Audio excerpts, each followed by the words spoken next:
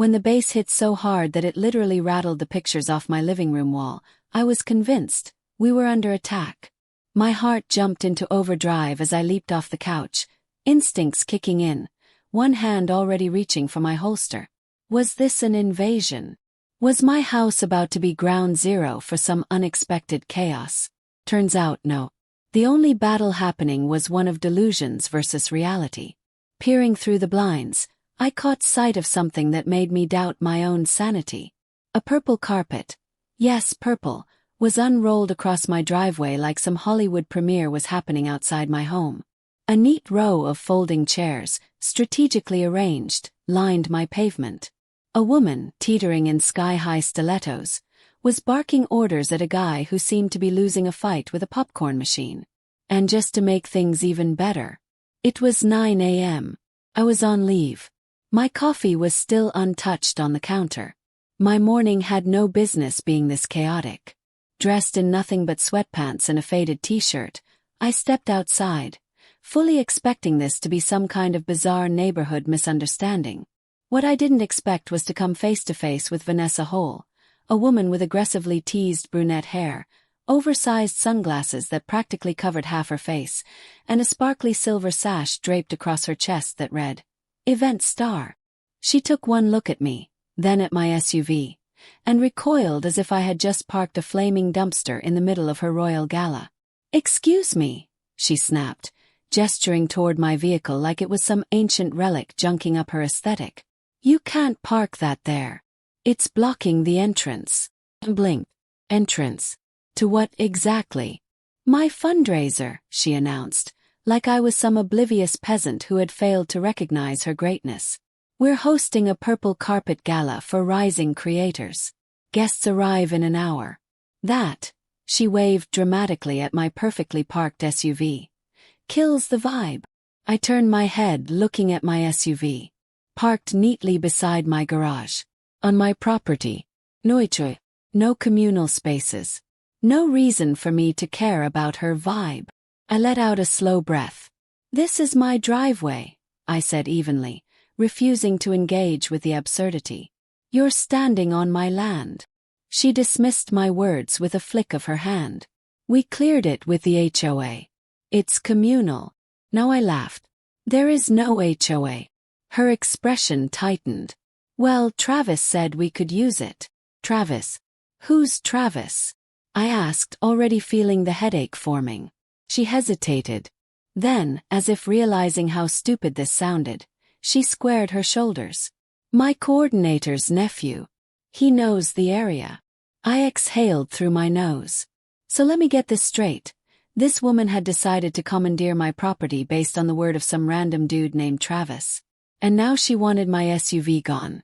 Then, as if on cue, a crew arrived, rolling giant speakers onto my lawn, crushing my azaleas without so much as a second thought. That was it. Enough. I stepped forward. "Ma'am," I said, my voice dropping an octave, "move this off my property. Now." She gasped, clutching her imaginary pearls like I'd just brandished a sword. "You're being aggressive. I'll have to ask you to leave." I stared. "Leave? My own driveway?" "Yes," she snapped. "This is a professional event, and you're upsetting people." People. I looked around. The only people here were a caterer, a guy struggling with a slushy machine, and a crew hauling a balloon arch onto my lawn. Then, with dramatic flair, she yanked out her phone. Dialed.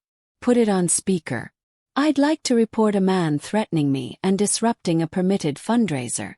Chuckled. "You called the cops." He smirked. "You'll be gone in 10. She wasn't wrong. Exactly 10 minutes later, 2 squad cars rolled up, lights flashing. Out stepped Officer Daniels, a rookie I had personally trained.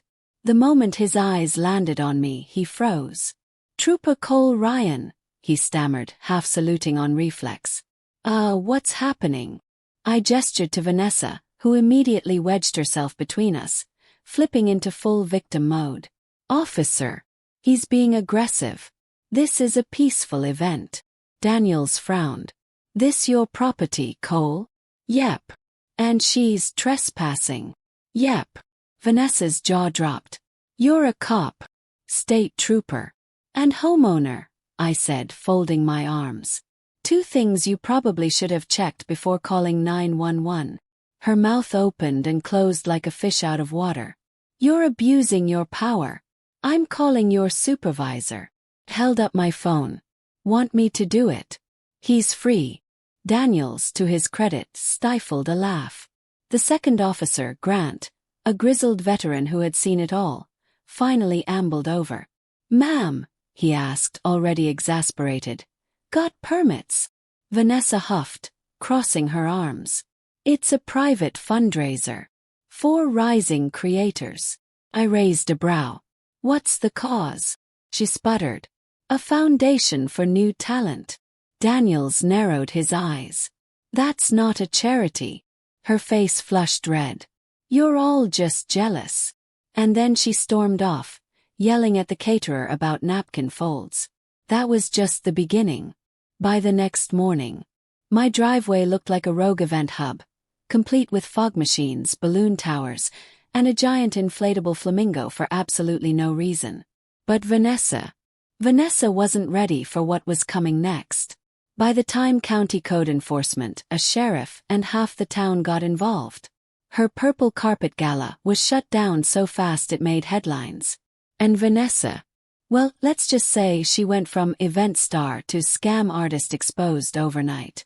But hey, at least the bakery made bank off their new bestseller. Vanessa's fiasco cupcake. Purple with a candy handcuff on top.